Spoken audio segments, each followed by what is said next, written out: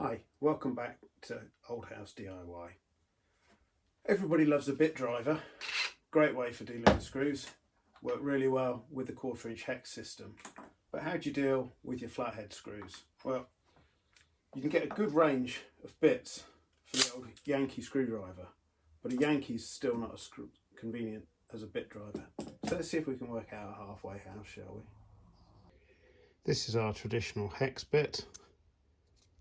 Problem is they're limited to the maximum overall diameter, so they'll work well for this is a number 14, so it fits nicely, but the moment you start going up to a number 10 you're in, but you're not there on the width.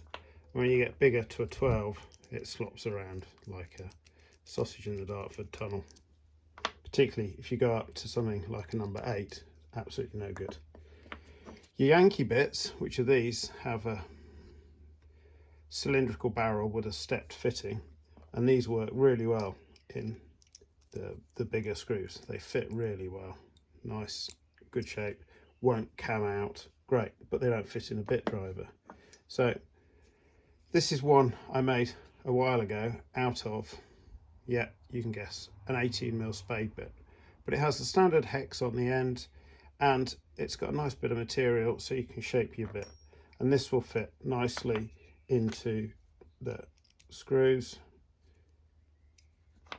But what I'm going to try and do today, see, we've got a nice good engagement even on that number 12. What I'm going to try and do is turn a bigger bit into the equivalent of the biggest Yankee bit. So stick around and I'll show you how. We've got the bit in of ice. I'm just going to mark up because there's a hole, a relief hole, where I'm just going to put a bit of tape perpendicular across, so I've got something nice and easy to follow with a grinder.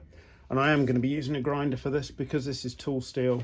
We won't be able to do much handwork, so your grinder's going to be your friend. So I'll put my PPE on and I'll just zip this.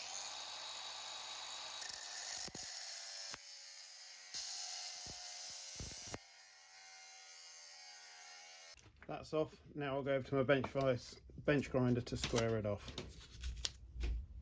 So I'll check it on the square to see how we're doing. Pretty there, we've got a nub on one end. So I'll just dress this square.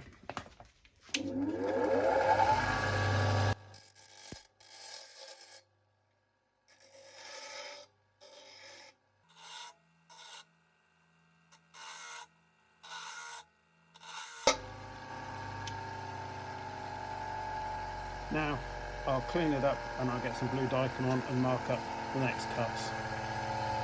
So some blue Dykem, this is just a contrast marking dye.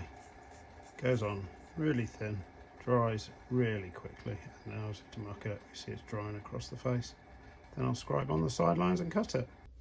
Right, I've got it marked up, now let's cut it off.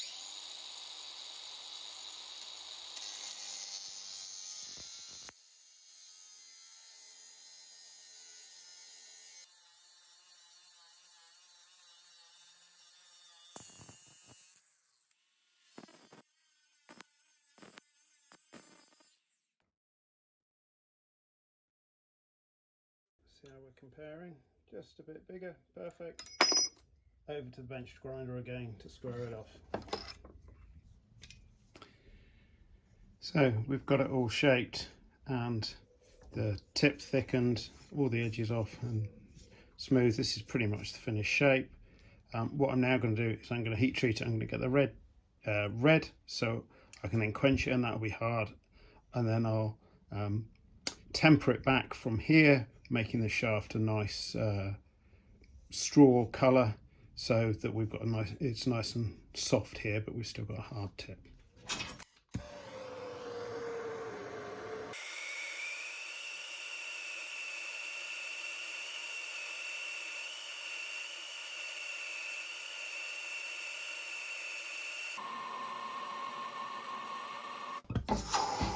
That was a red hot, now we quench it.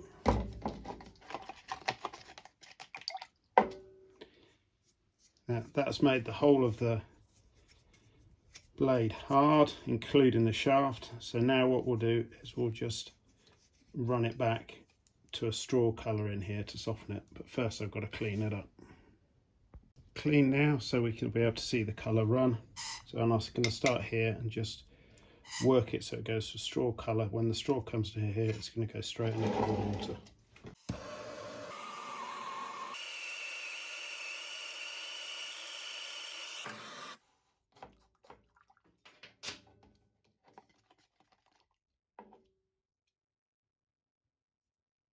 There we go. Straw maybe a little bit beyond, but that just means it's a bit softer. Right, one polish and then we'll give it a try. We've got a scrap piece of oak in the vise. Let's give it a try. I've put a pilot drill in. Screws a lovely fit. You've got to take it easy because they don't self-center like a Phillips head would, but